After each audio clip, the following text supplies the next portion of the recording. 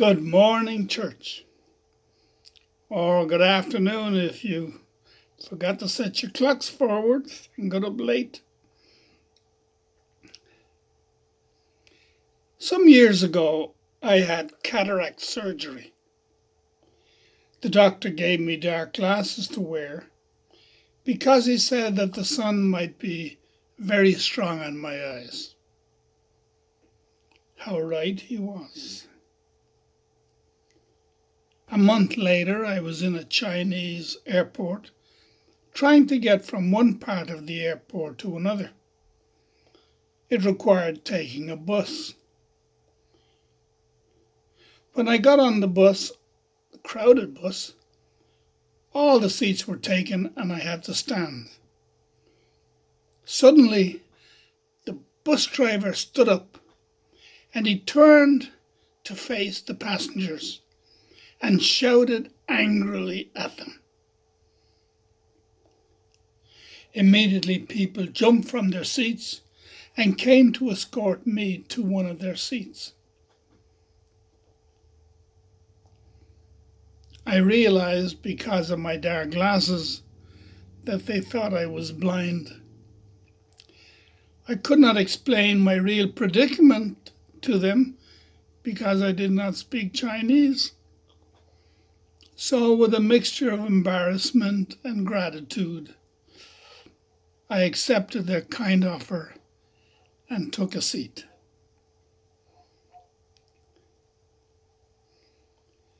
I realized also as I tried to navigate my day that the sun seemed lower in the sky and was hitting my eyes with more blinding light than it did in America.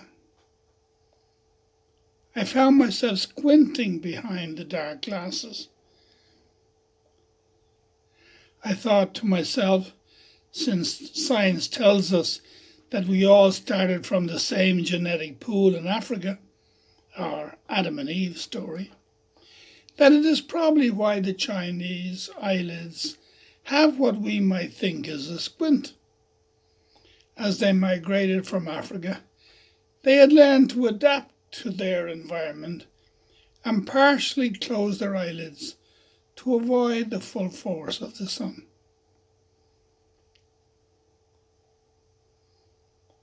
Let me read the gospel for today, in which Jesus speaks to Nicodemus in the dark of night.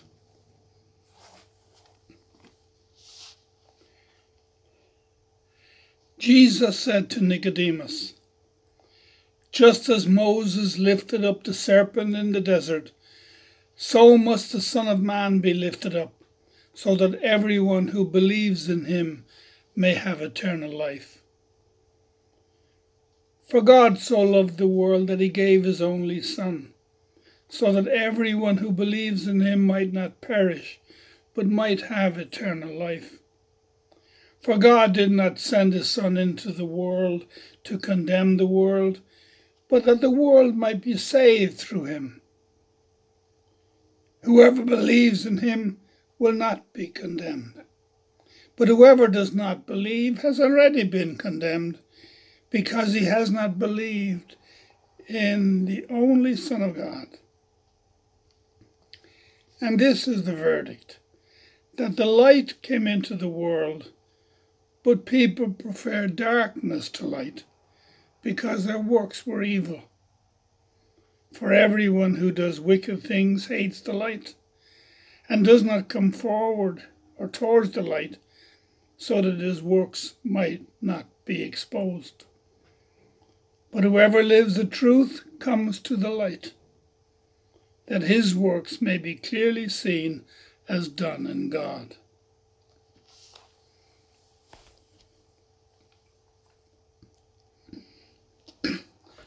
To put this Gospel of John in perspective, I need to state that I believe John to be a pious, mystical Jew who has become a follower of Jesus and is writing to his Jewish community in a mystical manner.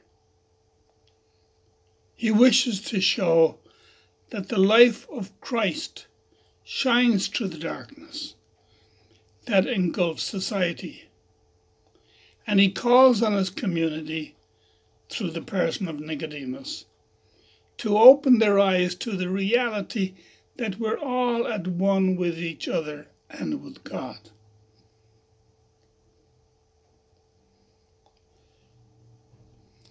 I saw in the news lately that a man who has a dislike for Asian people has been arrested for pushing an old Asian man to the ground. The old man was simply walking on the sidewalk. The fall killed the old man. I also see that the animosity towards Asian people is on the rise since our former president blamed the Chinese people for the coronavirus. Words of ignorance can cause destruction and death. And that is what Jesus says to Nicodemus. Until we can let the light of Christ shine in our lives, we will not be able to see each other as all part of the humanity of the human race, nor see the divinity that embraced Jesus the Christ is also embracing us all. The one thing that the one thing that the coronavirus has taught me is the vulnerability of the whole human race to the virus. And we will not be able to put this danger behind us until all people have been safeguarded. The CDC guidelines tell us that since or until we have herd immunity from the virus, we will not be safe. The question I put myself, and it is the question that I put to our church this morning, is, do we see the oneness of God's people in all human beings? God bless you.